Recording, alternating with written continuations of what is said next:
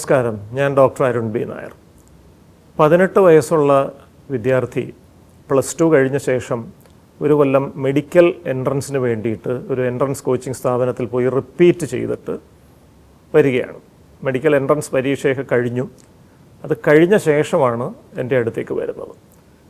അപ്പോൾ ഇദ്ദേഹത്തിൻ്റെ പ്രശ്നം എന്താണെന്ന് വെച്ചാൽ, നന്നായി പഠിക്കുന്ന കുട്ടിയാണ്, എല്ലാവർക്കും വലിയ പ്രതീക്ഷയുണ്ട്, എന്ത് ചോദ്യം ചോദിച്ചാലും കൃത്യമായിട്ട് ഉത്തരം പറയും. പക്ഷേ പരീക്ഷയിൽ അവൻ്റെ പാണ്ഡിത്യം പ്രതിഫലിക്കുന്നില്ല, പരീക്ഷയിൽ മാർക്ക് കുറയുന്നു.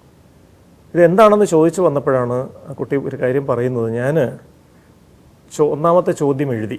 ഇപ്പോൾ അത് option A B C D 4 options ഉണ്ട്. അതിൽ സി എന്ന് പറയുന്ന സംഭവം ബബിൾ കറപ്പിക്കുക, മൾട്ടിപ്പിൾ ചോയ്സിലെ ബബിൾ ഇങ്ങനെ കറപ്പിച്ച് കഴിഞ്ഞ് രണ്ടാമത്തെ ചോദ്യത്തിനെ വായിക്കുമ്പോൾ ഒരു സംശയം വരികയാണ്. ഇനി ആദ്യത്തെ ചോദ്യം സി തന്നെയാണോ കറക്റ്റ് ആൻസർ, ഞാൻ മാർക്ക് ചെയ്ത് സി തന്നെയാണോ, ആ ബബിള് മൊത്തമായി കറപ്പിച്ചിട്ടുണ്ടോ, ആ കറപ്പിൽ നിന്നും പുറത്തോട്ട് അത് പോയിട്ടുണ്ടോ, അത് കാരണം എനിക്ക് നെഗറ്റീവ് മാർക്ക് വരുമോ, ഈ ഒരു ചിന്ത വന്നാൽ വലിയ വെപ്രാളമായി. പിന്നെ നേരെ പോയി അത് വീണ്ടും ചെക്ക് ചെയ്യണം. അത് ചെക്ക് ചെയ്ത് കറക്റ്റ് അത് സി തന്നെയാണ്, ആ ബബിള് മൊത്തം കറപ്പിച്ചിട്ടുണ്ടെന്നൊക്കെ ഉറപ്പ് വരുത്തിയാലേ പിന്നീട് മുന്നോട്ട് പോകാൻ പറ്റും. ഇങ്ങനെ ഒരു ചിന്ത കാരണം 120 ചോദ്യങ്ങളുള്ളൊരു 10 ചോദ്യമേ ഉത്തരം എഴുതാൻ പറ്റുന്നുള്ളൂ. ഈ 10 ചോദ്യം എഴുതി കഴിയുമ്പോൾ തന്നെ സമയം അങ്ങ് കംപ്ലീറ്റ് ആകുകയാണ്. കാരണം ഈ ചെക്ക് ചെയ്ത് സംശയ നിവൃത്തി വരുത്തി മുന്നോട്ട് പോകാൻ പറ്റുന്നില്ല. എന്നാൽ അത് കഴിഞ്ഞ് വീട്ടിൽ വന്നിട്ട് ഈ ക്വസ്റ്റ്യൻ പേപ്പർ നമ്മൾ ഈ കൂട്ടുകാരെല്ലാം പറഞ്ഞ ചോദ്യങ്ങളൊക്കെ നമ്മളിങ്ങനെ കേട്ട് നോക്കുമ്പോഴത്തേക്ക് ഇതെല്ലാം നമുക്കറിയാവുന്ന ചോദ്യങ്ങളുമാണ്. ഇതാണ് പ്രശ്നം. അപ്പോൾ ഇത് ഒബ്സസീവ് കമ്പൾസീവ് ഡിസോർഡർ അല്ലെങ്കിൽ OCD എന്ന് പറയുന്ന ഒരു അവസ്ഥയുടെ മറ്റൊരു ലക്ഷണമാകാം. OCD പല രൂപത്തിലുണ്ട്. ആവർത്തിച്ച് കൈകഴുകലാണ് OCDയുടെ ഒരു രൂപം. മനസ്സിലേക്ക് ഇടയ്ക്കിടയ്ക്ക് ചില ചിന്തകൾ കടന്നു വരുന്നു, നമ്മളെ പ്രയാസപ്പെടുത്തുന്നു, അത് മറ്റൊരു രൂപമാണ്.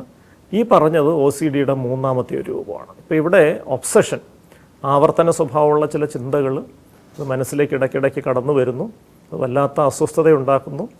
ആ അസ്വസ്ഥത മറികടക്കാൻ ആവർത്തിച്ച് ചില പ്രവൃത്തികൾ ചെയ്താലേ കഴിയുന്നുള്ളൂ. ഇവിടെ താൻ മാർക്ക് ചെയ്ത ആ ആൻസർ ശരിയാണോ എന്ന സംശയം മനസ്സിലേക്ക് കടന്നു വരികയാണ്. ആ സംശയം വളരെ തീവ്രമായി കഴിയുമ്പോൾ വലിയ ടെൻഷൻ വരുന്നു, നെഞ്ചിടിപ്പ് കൂടും, വെപ്രാളം വരും, വയറ്റിൽ കത്തൽ വരും, കണ്ണിൽ ഇരുട്ട് കയറും, വിറയൽ വരും. ഇതെല്ലാം കഴിയുമ്പോഴത്തേക്ക് പിന്നെ ഇത് ഒന്നുകൂടെ ചെക്ക് ചെയ്ത് ആ സംശയം ഉറപ്പ് വരുത്തിയാൽ മാത്രമേ സമാധാനമാവും. പരീക്ഷ എഴുതി തീർക്കാനുള്ള ബുദ്ധിമുട്ടാണ് ഈ കുട്ടിയെ പ്രയാസപ്പെടുത്തിക്കൊണ്ടിരിക്കുന്നത്. ഇത് തലച്ചോറിലെ സെറട്ടോണിൻ എന്ന രാസവസ്തുവിൻ്റെ അളവിൽ വ്യതിയാനങ്ങൾ വരുമ്പോഴുണ്ടാകുന്നൊരവസ്ഥയാണ്. തലച്ചോറിലെ സെറട്ടോണിൻ്റെ അളവ് ക്രമീകരിക്കാനുള്ള മരുന്നുകൾ ഇതിൻ്റെ ചികിത്സയ്ക്ക് വളരെ പ്രധാനമാണ്. അതോടൊപ്പം തന്നെ ചിന്തകളിലെ വൈകല്യങ്ങൾ അത് തിരുത്താൻ സഹായകമായ കോഗ്നിറ്റീവ് ബിഹേവിയർ തെറാപ്പിയുടെ സ്റ്റെപ്സും ഈ കുട്ടിക്ക് വളരെ പ്രയോജനം ചെയ്യും.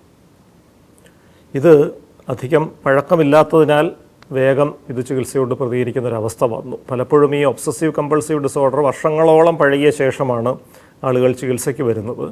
അങ്ങനെ പഴക്കം കൂടുന്നതനുസരിച്ച് അത് ചികിത്സയോട് പ്രതികരിച്ച് തുടങ്ങാനും ഒരുപാട് സമയം കൂടുതൽ എടുക്കാൻ സാധ്യതയുണ്ട്. പക്ഷേ ഇവിടെ ഈ ഒരു കേസിൽ മാത്രം 6 മാസത്തിൽ താഴെയായിട്ടുള്ളൂ ഈ ഒരു പ്രശ്നത്തിൻ്റെ പഴക്കം എന്നുള്ളതുകൊണ്ട് അത് കുറച്ചുകൂടെ വേഗം ചികിത്സയോട് പ്രതികരിക്കുന്ന അവസ്ഥ വന്നു. കൃത്യമായ ചികിത്സയിലൂടെ ഇത് പൂർണ്ണമായിട്ട് ഭേദപ്പെടുത്തിയെടുക്കാനും സാധിച്ചു. നമസ്കാരം.